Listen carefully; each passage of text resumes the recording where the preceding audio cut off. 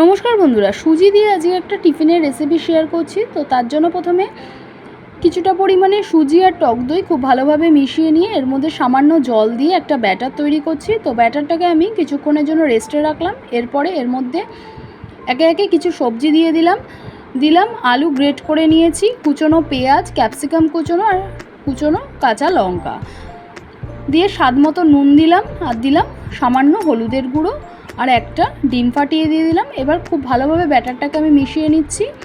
এর মধ্যে দিয়ে দিলাম গোলমরিচের গুঁড়ো, দিয়ে আবারও একটু মিশিয়ে নিয়ে একটা তাওয়া গরম করতে দেব। তো তাওয়াটা গরম হয়ে আসলে এর মধ্যে সাদা তেল দিয়ে দিলাম, দিয়ে চিলার আকারে আমি ব্যাটারটা অল্প অল্প করে দিয়ে খুব ভালোভাবে এপিট ওপিট করে লাল করে ভেজে তুলে নেব। তো তৈরি হয়ে গেছে নতুন ধরনের একটা রেসিপি ভালো লেগে থাকলে লাইক, শেয়ার, সাবস্ক্রাইব করে পাশে থাকবেন। ধন্যবাদ।